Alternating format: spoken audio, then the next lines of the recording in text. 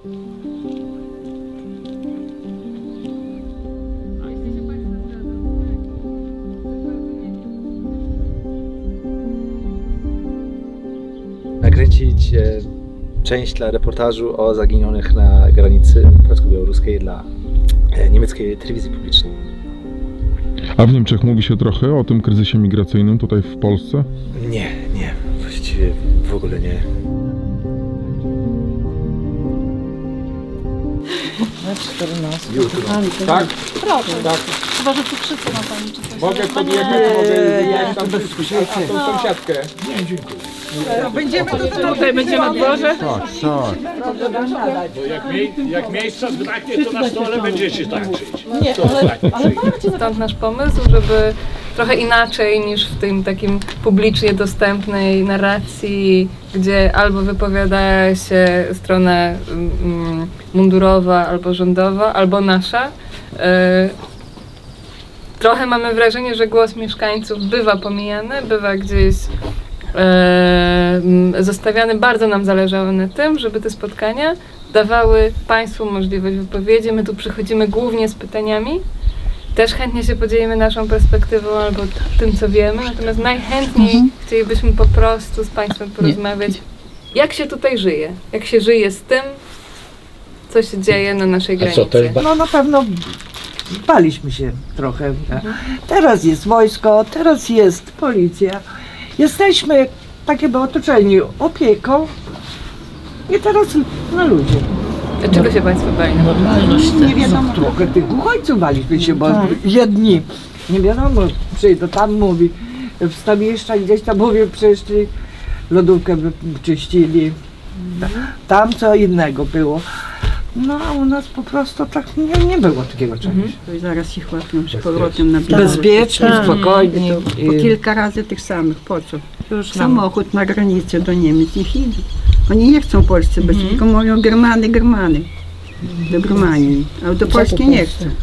Tu u nas było 7 osób, kobieta, 2 dzieci i tam jeszcze w krzakach siedzieli, no to co, nie dasz jeść, jak to dziecko ma po same kolana mokre spodnie i buty? To już trzeba być naprawdę bez serca. No jak? Dałam jeść, dałam wody, dałam zapałki, dałam czyste ubranie i poszli sobie. A do wojska zadzwonisz, to oni nie mają czym przyjechać. Ale to było na samym początku, to nie teraz. A Państwo jako organizacja macie sukcesy, że znaleźliście kogoś tam w lesie, czy ofiary jakieś? Powiem w swoim imieniu, przez 3 lata dotarłem, można powiedzieć, do 3000 osób z pomocą. W tym tak. Nigdy nie usłyszałem żadnego złego słowa, ani żadnej agresji z ich strony, w moją stronę nie było. To oczywiste. No ale ciała też były tak, do tego zmierzam. No, ofiary, tak, no 7 osób, które zmarły, tak. W tej 7 były 2 to były szczątki, już jedno były tak opróżnione przez zwierzęta dzikie, przez, wiadomo, nie, lisy, dziki, padlinożerne. To był niemiły widok. W sumie szukaliśmy wtedy, to pamiętam, całkiem zupełnie innego człowieka zaginionego. Trafiliśmy przypadkiem na tego, już świętej pamięci, tak, Abdi. I szczątki takie, co leżały rok czasu w lesie, to znaleźliśmy właśnie wraz z Piotrem Czabanem w ścisłym rezerwacie Białowieży. Od granicy może z 300 metrów, niecałe nawet, przy rzece leżą. Oczywiście zdarzało się znaleźć też zmarłych, którzy, no można powiedzieć, świeżo zmarli, tak? Miesiąc czasu w lesie, czy tydzień. Historie są wzruszające i Pan mówi 3000 osób w ciągu 3 lat, no, parę ofiar takich różnych, natomiast wszyscy funkcjonujemy w świetle prawa jakiegoś, może to trzeba zmienić ustawę jakąś. Generalnie Polska jakby od historii była krajem, no w miarę, na pewno czasami wielokrotnie bardziej tolerancyjnym od innych tutaj w okolicy. Tutaj, jeżeli chodzi o tolerancję religijną, przyjmowanie innych nacji.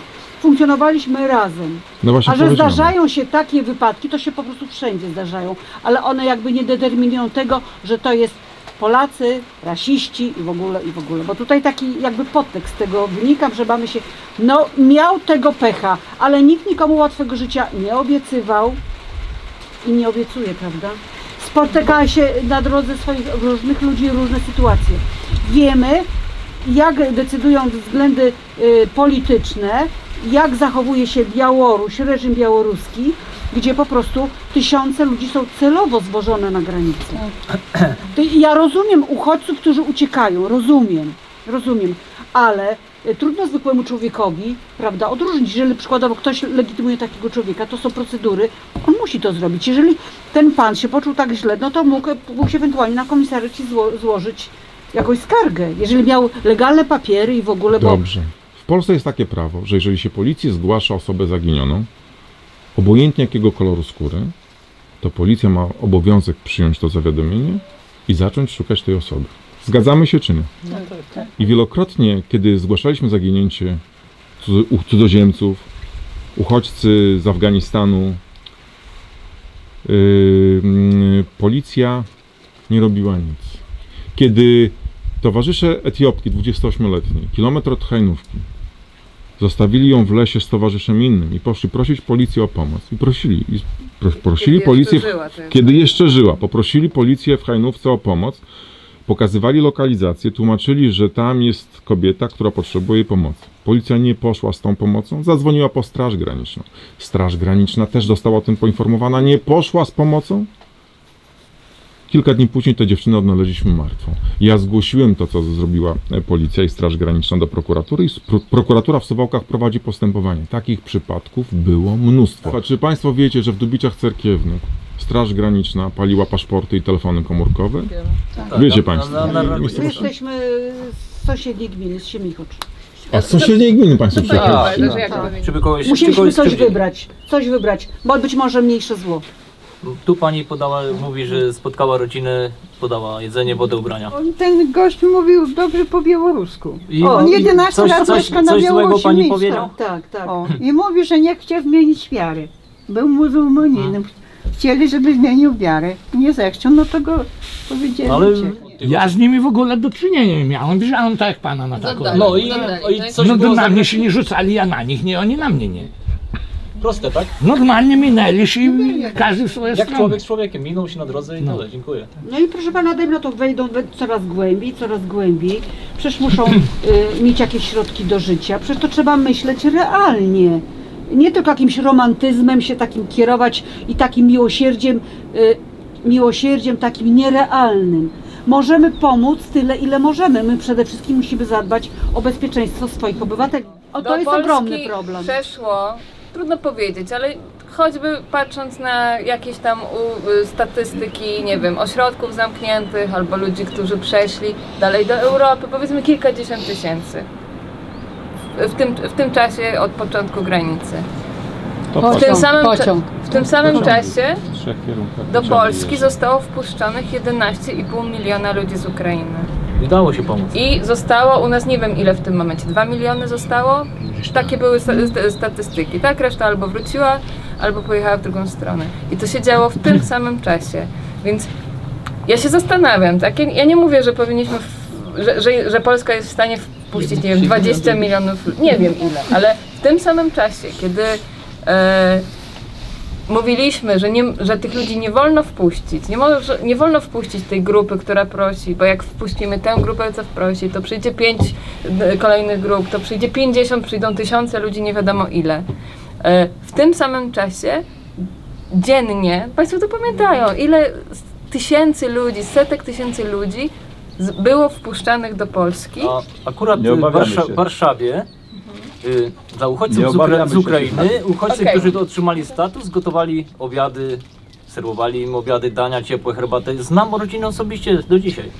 Z dziećmi. Chodzili wolontaryjnie za darmo dla Ukraińców, którzy uciekali. Oni po tym cierpieniu na granicy tutaj, białoruskiej, co przeszli, mąż tej kobiety był, psy go pogryzły i białoruskie, nasze, te dzieci. I oni zostali wolontariuszami, żeby pomagać Ukraińcom. Mimo tego, co ich spotkało.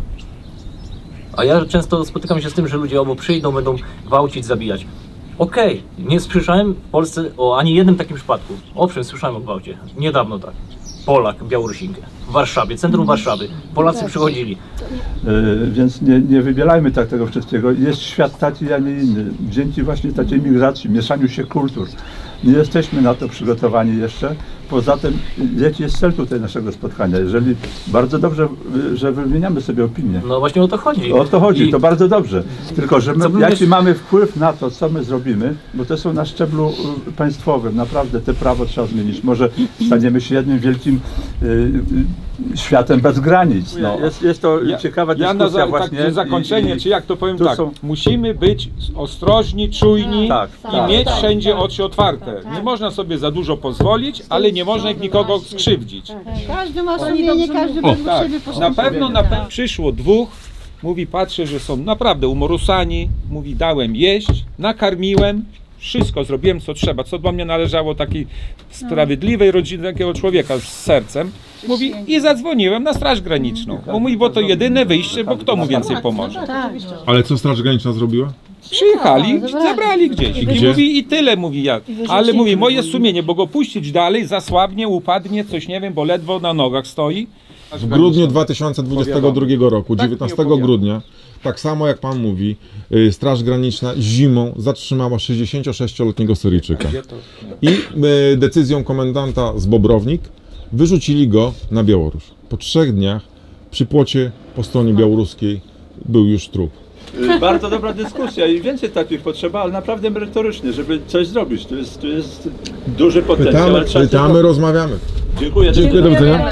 Ja mam 4 numery telefonu do Straży Granicznej i jeżeli kogoś zobaczysz, bo ty, mówi, Gienek, jeździsz nocami, dniami, no, kierowcą, ty wszędzie tu jesteś, na to wschodniej granicy. Mówię, ja w końcu podpowiadać nie będę, bo w końcu no, ja nie jestem taki, ale widzę, jak już się dzieje człowiekowi coś źle, widzę tego, to dzwonię, no bo ja mu nie pomogę, bo jeszcze będę przestępcą, nie wiem, boję się. Ale czy pan myśli, że Straż Graniczna pomoże ocalić życie tego człowieka? Nie wiem, no tego nie mogę, ale ja sam się boję, bo ja go nie mogę wziąć do samochodu, bo będę uważany jako... że przewozisz nie, jak to się nazywa?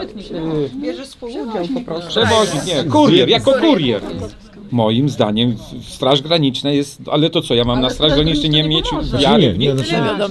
Czyli powiadamy Straż Graniczną, policję lub 112.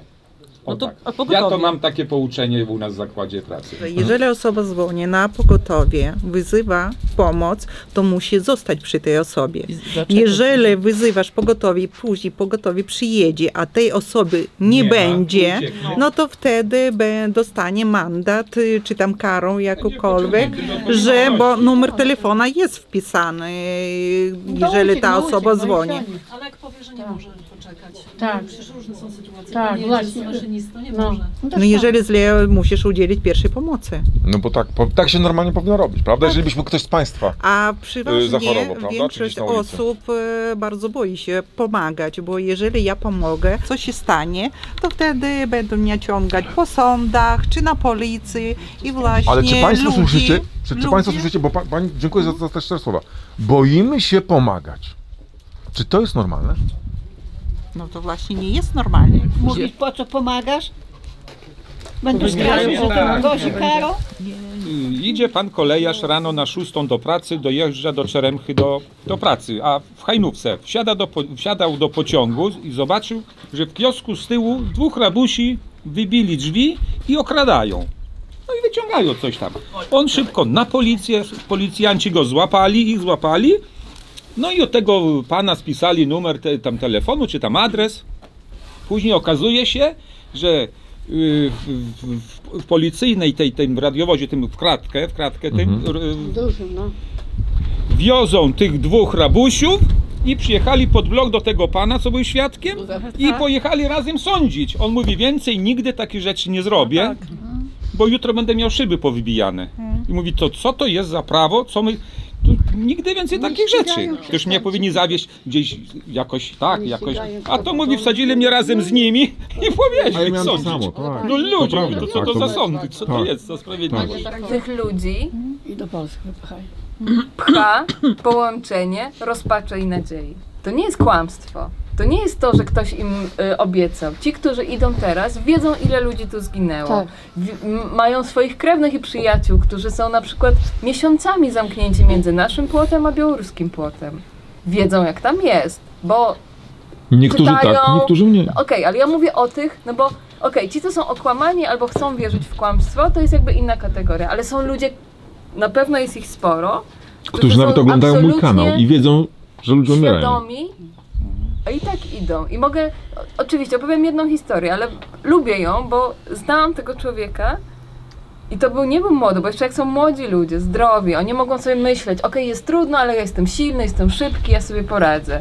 Natomiast mężczyzna, z którym ja rozmawiałam, ma 40 parę lat, ma cukrzycę, ma problemy z sercem. To młody.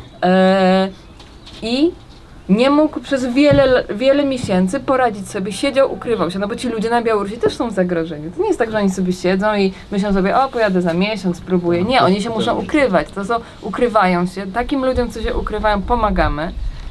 Naprawdę, ludzie siedzą pozamykani w toaletach dniami, żeby na nich nie doniósł. Ja go pytam, dlaczego ty żeś tam przyjechał? Bo już byliśmy na takiej przyjacielskiej stopie. Dlaczego ty żeś tam przyjechał? Przecież wiedziałeś, jak to jest. Przecież wiedziałeś. No wiedziałem. To po co? Ryzykujesz życie, możesz umrzeć. Ja to wiem. No to wyjaśnij mi to.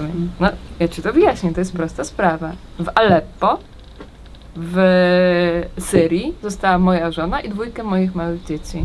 Ja zrobię wszystko, żeby te dzieci mogły normalnie żyć.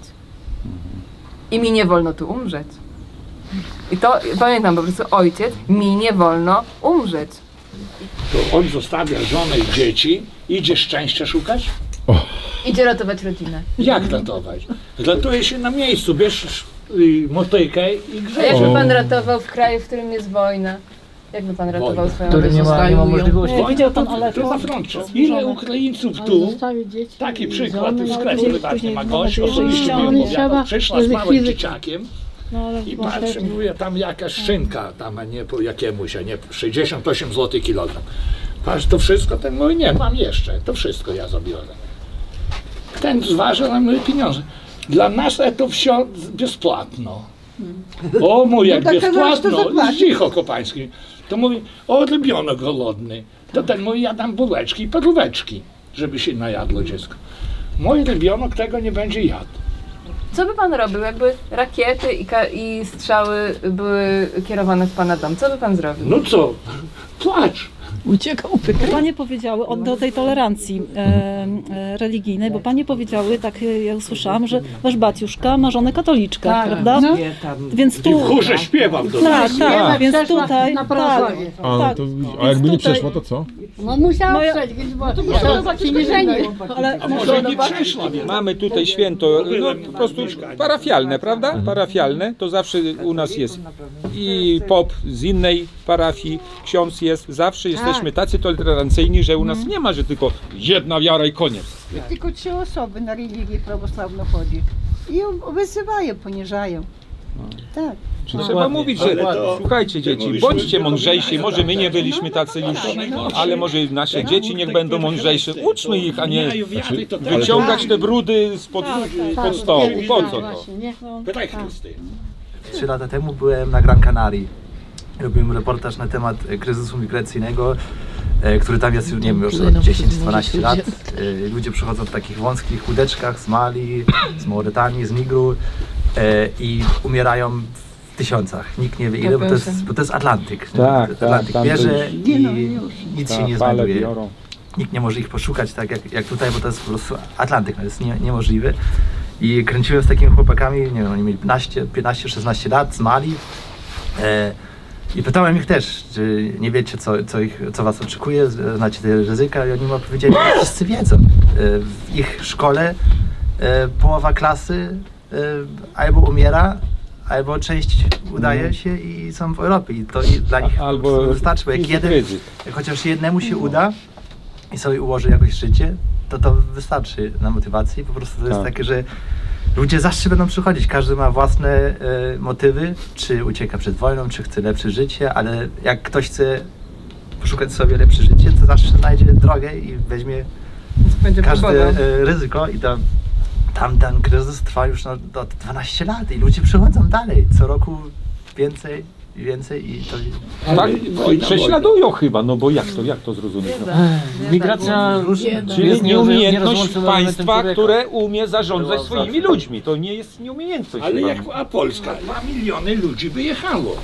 Tak, a za komuny, nie? Nie, to nie za komuny. Za komuny nie puszczali. Ale jak dali demokracja, wolność, i wtedy poszło wszystko na zachód. 2 miliony, niech 1 milion dzieciaków mieliby. To już 1 milion w Polsce dzieci młodych byłoby.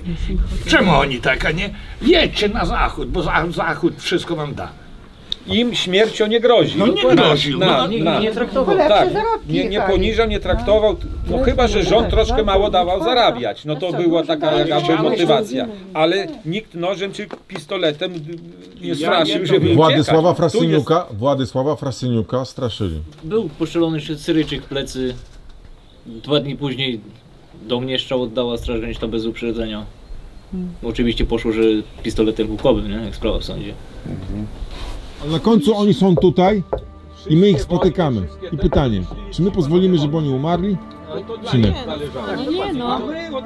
Panie nie pozwolą. Ja to sobie posiedzieć na ptaszku, popatrzeć i będę... Czym się różni życie tych ludzi tam po tamtej stronie muru, a nasze? Niczym. To jest to samo życie. Tak, każdy ma jedno życie. Jedno życie.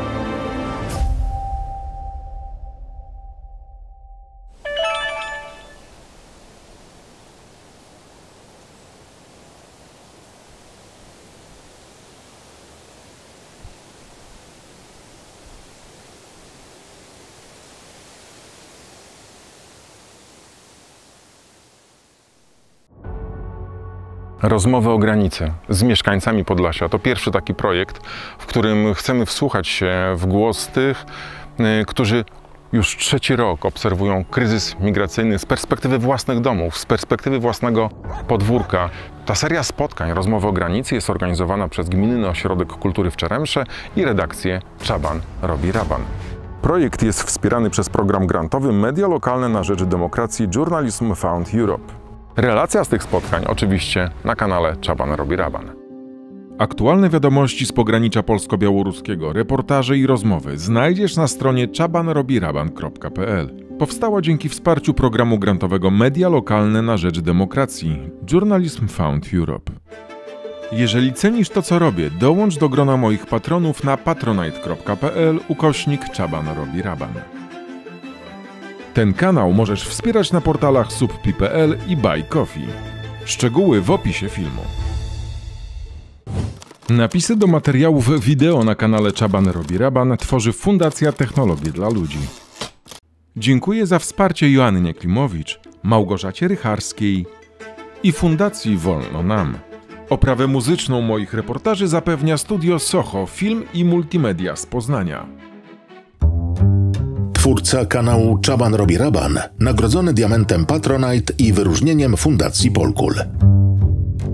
Piotr Czaban, dziennikarz, obywatel roku 2023.